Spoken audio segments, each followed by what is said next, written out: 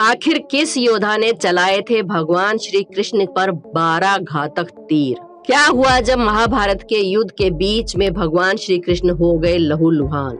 आज के वीडियो में हम आपको ये भी बताएंगे कि जब दुर्योधन घायल हालात में युद्ध के मैदान में पड़ा था तो मरने से पहले उसने श्री कृष्ण से क्या कहा था। दोस्तों, वीडियो शुरू करने से पहले अगर आपने अभी तक अनोखी दुनिया को सब्सक्राइब नहीं किया है तो जल्दी से कर लीजिए और बेल आइकन को प्रेस करना बिल्कुल ना भूलें। जल्दी से कमेंट्स में लिख दीजिए जय श्री कृष्णा और शुरू करते हैं अपना वीडियो। कहा जाता है कि महाभारत के युद्ध में भगवान श्री कृष्ण ने अर्जुन और दुर्योधन को 2 विकल्प दिए थे। एक कि भगवान कृष्ण जो कि निहत्थे होंगे उनको चुने, या फिर भगवान कृष्ण की नारायणी सेना को चुने जो कभी नहीं हारी थी। दुर्योधन ने नारायणी सेना को चुना और अर्जुन ने स्वयं भगवान श्री कृष्ण को। अब सवाल ये उठता है कि भगवान श्री कृष्ण तो निहत्थे लड़ने वाले थे, तो फिर आखिर वो कौन योद्धा था जिसने स्वयं भगवान श्री कृष्ण पर 12 तीर चलाए थे, यानी कि 12 घातक बाण छोड़े थे। तो आपको बता दें कि वो कोई और नहीं बल्कि स्वयं सूर्य पुत्र कर्ण थे। तो अब चलिए जानते हैं आखिर उस समय क्या हुआ था जो कर्ण को 12 तीर भगवान कृष्ण पर छोड़ने पड़े। ये बात है युद्ध के 17वें दिन की, जब कर्ण और अर्जुन आमने सामने थे। दोनों के बीच भयंकर युद्ध हो रहा था। दोनों योद्धा एक दूसरे पर कई सारी असीम शक्तियों का प्रयोग कर रहे थे, कई सारे घातक बाण चला रहे थे। कर्ण की रणनीति यह थी कि अर्जुन को खत्म करना है और अर्जुन चाहते थे कि वो कर्ण का खात्मा कर दें, क्योंकि दोनों में बचपन से ही प्रतिस्पर्धा थी। दोनों ही एक दूसरे को सर्वश्रेष्ठ धनुधारी मानते थे। फिर वो समय भी नजदीक आ गया जब कर्ण ने अर्जुन को हराने के लिए सर्प बाण चलाने का निर्णय लिया। इस बाण को कर्ण ने कई वर्षों से अर्जुन पर प्रहार करने के लिए रखा हुआ था। वास्तव में ये बाण एक पाताल लोक में अश्वसेन नाम के नाग का था, जो अर्जुन का परम शत्रु था। और उसकी शत्रुता का मुख्य कारण ये था कि खांडव वन में अर्जुन ने उसके पूरे घर को उजाड़ दिया था और जो सर्प वहां रह रहे थे उन्हें वहां से भगा दिया था। अश्वसेन तभी से अर्जुन को मारने के लिए मौके की तलाश में था। कई सारे धार्मिक सीरियल्स में या महाभारत सीरियल में आपने देखा होगा कि तक्षक नाग अर्जुन को मारना चाहता था। महाभारत के विवरण विभिन्न ग्रंथों में उन्हें अलग अलग नामों से दर्शाया गया है। कोई अश्वसेन कहता है तो कोई तक्षक नाग कहता है। मुख्य युद्ध के तौर पर अश्वसेन ने पहले ही कर्ण के बाण को चुन लिया था, क्योंकि वो जानते थे कि सिर्फ और सिर्फ कर्ण ही अर्जुन को मार सकते हैं। कर्ण ने अर्जुन पर तीर चलाया। अर्जुन बाण का रूप धारण किए नाग को पहचान नहीं पाए, जबकि अर्जुन का रथ चला रहे उनके सारथी भगवान श्री कृष्ण ने अश्वसेन को तत्काल पहचान लिया और अर्जुन के प्राणों की रक्षा करने के लिए भगवान श्री कृष्ण ने अपने पैरों से रथ को भूमि में दबा दिया। रथ का पहिया जमीन में धंस गया, घोड़े बैठ गए और अर्जुन के गले की बजाय तीर उसके मस्तक यानी कि उसके मुकुट से छिटककर धरती पर जा गिरा। इस तरह भगवान श्री कृष्ण ने अर्जुन को बचा लिया। अर्जुन और भगवान श्री कृष्ण रथ का पहिया निकालने के लिए नीचे उतरे तो मौका देखकर कर्ण ने अर्जुन पर वार करना शुरू कर दिया। तब अर्जुन की ढाल और कोई नहीं बल्कि स्वयं भगवान श्री कृष्ण बने। उसी मौके पर 12 तीर यानी कि 12 घातक बाण जाकर श्री कृष्ण के शरीर में धंस गए। पूरी सृष्टि के रचयिता भगवान विष्णु के अवतार स्वयं भगवान श्री कृष्ण ने उन बाणों के घाव को सह लिया। तब भगवान ने अर्जुन को अश्वसेन के बारे में बताया। अर्जुन ने 6 तीरों की सहायता से अश्वसेन के टुकड़े टुकड़े कर दिए और इस तरह भगवान श्री कृष्ण ने स्वयं पीड़ा सहते हुए प्रिय अर्जुन को बचा लिया। तो वो कर्ण ही था जिसके 12 तीरों से भगवान श्री कृष्ण लहूलुहान हो गए थे। वैसे दोस्तों, क्या आपने कभी सोचा है कि इतने बलवान योद्धा होने के बाद भी कौरव क्यों हार गए? अगर दुर्योधन सिर्फ 3 गलतियां नहीं करता तो महाभारत के युद्ध का परिणाम आज कुछ और ही होता।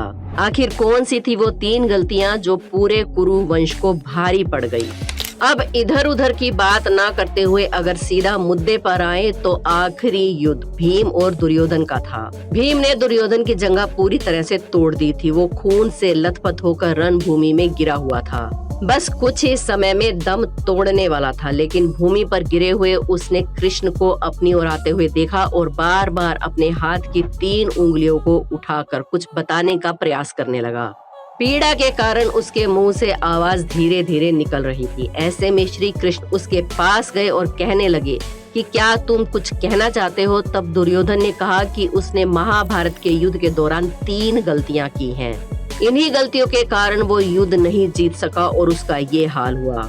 अगर वो पहले ही अपनी इन 3 गलतियों को पहचान लेता तो आज जीत कौरवों की होती और महाभारत के युद्ध का एक अलग ही निष्कर्ष निकलता।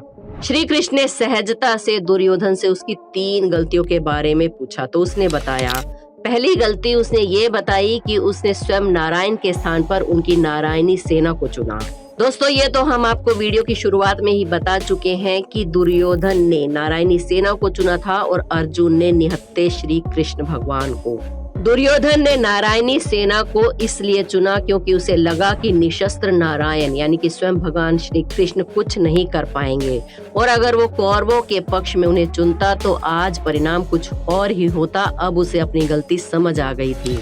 दूसरी गलती उसने ये बताई कि वो अपनी माता के लाख कहने पर भी उनके सामने पेड़ के पत्तों से बना हुआ लंगोट पहनकर गया था, क्योंकि उसकी माता ने उसे कहा था कि वो नग्न अवस्था में ही उसके सामने आए ताकि वो अपनी दृष्टि के संचार से द्वारा बनाई हुई शक्ति से अपने पुत्र दुर्योधन को पत्थर के जैसे शरीर जैसा बना सके, जिससे वो रणभूमि में अजय हो। लेकिन यहाँ पर भी श्री कृष्ण की लीला थी जिसके द्वारा लज्जित होकर दुर्योधन पत्ते लपेटकर माता के सामने गया और उस वजह से उसकी जंघा और मुख्य अंग शक्तिहीन हो गए और उसी वजह से दुर्योधन परास्त हुआ था। तीसरी और अंतिम गलती उसने ये की कि उसने युद्ध में आखिर में जाने की भूल की। यदि वो पहले ही युद्ध में जाता तो कई बातें समझ सकता था और शायद उसके भाई और मित्रों की जान बच जाती। उसे ये पहले ही पता चल जाता कि युद्ध में शुरू से अंत तक अश्वत्थामा को ही सेनापति बनाना था, लेकिन उसने ऐसा नहीं किया। अगर वो युद्ध भूमि में पहले ही उतर जाता यानी कि सबसे आगे रहता तो वो ये जान पाता कि आखिर कौन सा योद्धा कहाँ सही रहेगा, कहाँ पर वो किस योद्धा पर भारी पड़ सकता है। भगवान श्री कृष्ण ने विनम्रता से दुर्योधन की सारी बातें सुनी और फिर उन्होंने कहा, तुम्हारी हार का मुख्य कारण तुम्हारा अधर्मी व्यवहार और अपनी ही कुलवधू के वस्त्र हरण करना था। तुमने स्वयं तो अपने कार्यों से अपना भाग दिखा है दुर्योधन। श्री कृष्ण के कहने का तात्पर्य ये था कि तुम अपनी इन 3 गलतियों की वजह से नहीं हारे, बल्कि तुम अधर्मी हो इसलिए हारे। तुम अपनी ही कुलवधू के वस्त्र हरण करवा रहे थे, तुम पांडवों को नीच दिखा रहे थे, तुम्हें सिर्फ और सिर्फ तुम्हारा अहंकार ले डूबा है। दोस्तों, धरती पर जब भी अधर्म और अत्याचार बढ़ा है तभी भगवान ने अवतार लिया है। अभी तक भगवान ने 9 अवतार लिए हैं, लेकिन माना जाता है कि कलयुग के अंत में भगवान 10वां अवतार लेंगे। भगवान श्री कृष्ण को विष्णु का 8वां अवतार माना जाता है। विष्णु पुराण में भगवान के 10 मुख्य अवतार बताए गए हैं। वो 10वां अवतार कल्कि अवतार होगा, यानी कि भगवान स्वयं धरती पर आएंगे, लेकिन हम स्वयं भगवान को पहचान नहीं पाएंगे और कलयुग के साथ मिलकर हम भी भगवान से लड़ेंगे। हम ऐसा क्यों करेंगे? अगर आप इसके बारे में जानना चाहते हैं तो इस पर भी हमने एक वीडियो बनाई है जो हमारे चैनल पर मौजूद है, जिसका लिंक हम वीडियो के नीचे डिस्क्रिप्शन बॉक्स में दे देंगे। आप वहां से जाकर वीडियो देख सकते हैं। दोस्तों, वीडियो पसंद आई हो तो एक लाइक जरूर करें। हमारे चैनल अनोखी दुनिया को सब्सक्राइब करके बेल आइकन प्रेस करना ना भूलें। कमेंट्स में जय श्री कृष्णा जरूर लिखें। कल फिर मिलते हैं एक और नई वीडियो में। जय श्री कृष्णा।